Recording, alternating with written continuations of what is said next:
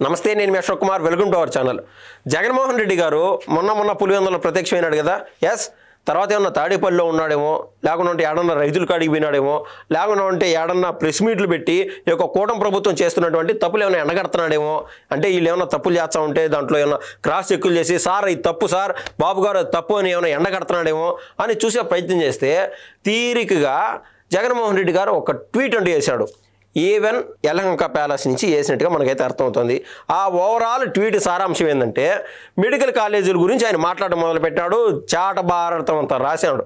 దాంట్లో overall logic ఏంటంటే, ఇప్పుడున్నటువంటి బాబు గారు ఈ మెడికల్ కాలేజీలు కట్టేదానికి సానుకూలంగా లేరంట, లేకుండా డబ్బులు తినేస్తున్నారనో అట్లా రకరకాలుగా మాట్లాడాడు. సరే, దీంట్లో ఫ్యాక్ట్స్ ఏంది ఒకసారి మాట్లాడుకుందాం.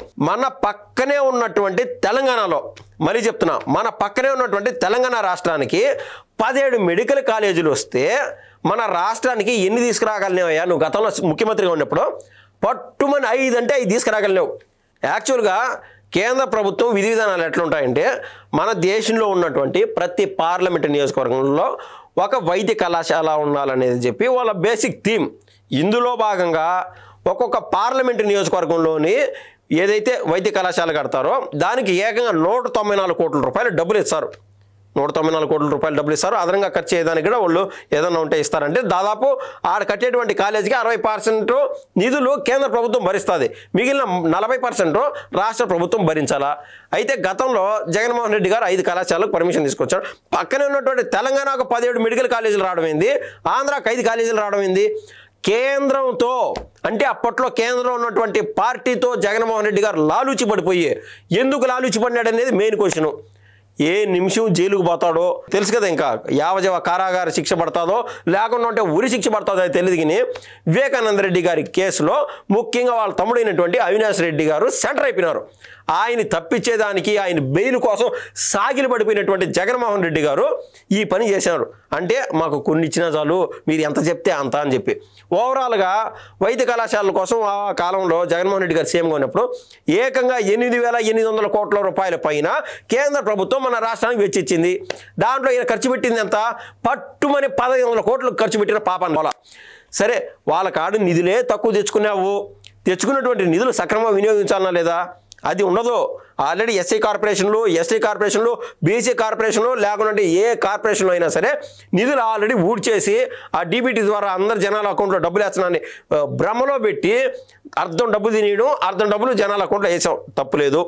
కానీ ఆ యొక్క కార్పొరేషన్ నిధులండి, అప్పుడు బాబు గారు సీఎంగా ఉన్నప్పుడు 2014 నుంచి 2019 వరకు ఎస్, ఈ డబ్బులు బీసీలు మాత్రమే తినాలా, ఈ డబ్బులు ఎస్సీలు మాత్రమే తినాలా, ఈ డబ్బులు ఎస్టీలు మాత్రమే తినాలా, ఈ డబ్బులు ఏదైతే ఎకనామికలీ బ్యాక్వర్డ్ క్యాస్ట్లు ఉన్నారో వాళ్ళు మాత్రమే తినాలని చెప్పి సపరేట్ డబ్బులు కేటాయించి, ఎట్లయితే ఒక ఇంట్లో ఒక హౌస్ వైఫ్ డబ్బుల్ని దీనికి స్కూల్ ఫీజు, దీనికి ఈ నెల ఖర్చులకి, ఈ నెల పెట్రోల్ ఖర్చులు కానీ డబ్బులు సెక్టార్స్ వారీగా పక్కన పెట్టి పలానా దానికే వాడాలని చెప్పి డబ్బును పొదుపు చేస్తారో, ఆ రకాన బాబు గారు ప్రతి వర్గం బాగుపడాలని చెప్పి ఈవెన్ ఏదైనా ఆటోలు కావాలంటే ఆటోలు కొనియడము, పలానా వర్గం వారికి ఏదైనా ట్యాక్సీలు కోరుకున్నా అంటే ట్యాక్సీలు కొనియడము, ఏదైతే విదేశీ ఉన్నత విద్య అని చెప్పి ఈ వర్గాల వారికి అక్కడ వాళ్ళ పిల్లలకు చదువులు చదివించడము, ఇలా చేసుకుంటూ పోయినారు.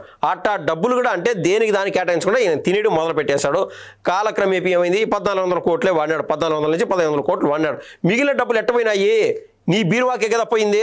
మిగిలినట్టు ఏమైనా డీబీటీ కన్నా వేసామంటే దాంట్లో దానికి కూడా పూర్తిగా నీ బీరువాకే పోయినాయి. ఈ రకాన చిత్తశుద్ధి లేని శివ పూజలు ఎందుకన్నట్టు, నీకెందుకు చిత్తశుద్ధి లేనివాడికి ఇవన్నీ నువ్వు మళ్ళీ క్వశ్చన్లు చేస్తూ ఉంటే అది మళ్ళీ విడ్డూరం, విచిత్రంగా ఉండదు. ఇంకొన్ని విషయాలు, ఒకవేళ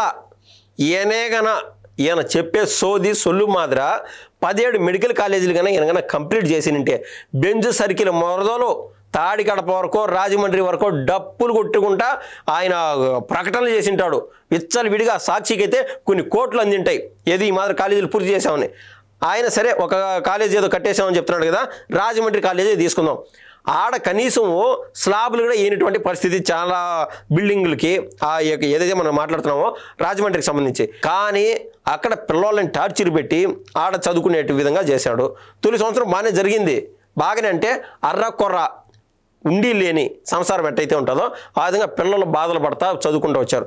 రెండవ సంవత్సరానికి ఇంకా కాలేజీకి పాలేం రా అని చెప్పేటువంటి పరిస్థితి. ఇదంతా ఇందువల్ల దాపరిచింది. నువ్వు సక్రమంగా కట్టింటే సక్రమంగా ప్రతి కాలేజీని ఒక 196 కోట్లు 250 కోట్లు ఆ రేంజ్లో ఖర్చు పెట్టి కట్టింటే ఈ పరిస్థితి అయితే దాపరించదు కదా. సో ఆయన చేసేదన్నీ అబద్ధాలు, దాని పక్కన వాళ్ళపైన రుత్తా ఉంటాడు. ఇంకా ఇటువంటి రాజమండ్రి ఏదైతే మన కాలేజ్ చెప్తున్నామో ఇలా మిగిలిన 4 కాలేజీలు కూడా ఈయన ఎట్ట చేస్తా వచ్చాడంటే ఈయనేదో కంప్లీట్ చేసేసినట్టు ప్రకటనలకు పరిమితమైనాడు.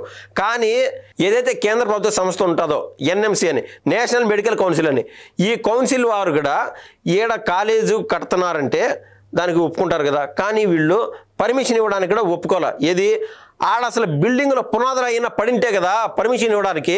పునాదిరాయి లేదు, బిల్డింగ్లు కట్టుకుంటానే ఈయన ఏది కేంద్రం నుంచి డబ్బులు వచ్చేస్తాయని చెప్పి వాళ్ళతో వదలగొట్టే ప్రయత్నం చేశాడు. మా కాలేజీలు కట్టేసాము, డబ్బులు కావాలని. ఇంత కంటే ఫేక్ ప్రపంచంలో మనం ఏడా చూడము. ఆడ బిల్డింగే లేదు కానీ బిల్డింగ్లు కట్టేసాం, డబ్బులు ఇవ్వండి అని చెప్పి.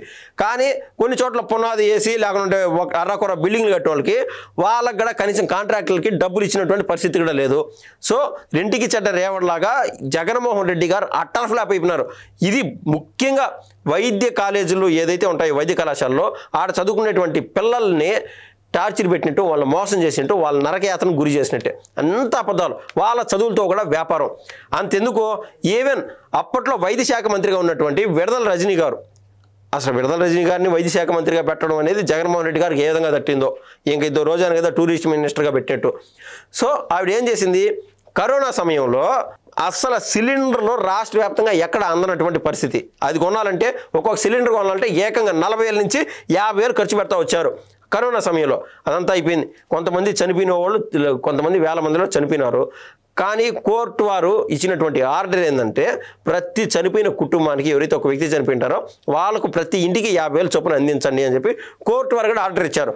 దేశంలో ఉన్నటువంటి అన్ని ప్రభుత్వాలు, అన్ని రాష్ట్రానికి సంబంధించినటువంటి గవర్నమెంట్స్ కూడా ఆ మాదిరి అందరికీ డబ్బులు ఇచ్చినాయి. కానీ మన రాష్ట్రానికి ఏం దౌర్భాగ్యమో జగన్మోహన్ రెడ్డి గారు ఒక్క రూపాయినా ఇచ్చాడా? 50,000 ఇవ్వమని చెప్పింది కోర్టు. ఈయన ఇచ్చినటువంటి దాఖలాలే లేవు. ఇదే వైద్యాన్ని అడ్డుపెట్టుకొని వైద్య శాఖలో ఈవిడ ట్రాన్స్ఫర్లకు 5 లక్షలు లేకుంటే జాబ్ కోసం 15 లక్షలు ఆ విధంగా తీసుకోలేదా? అది ఎవరన్నా మర్చిపోయినారా? అన్ని అబద్ధాలా?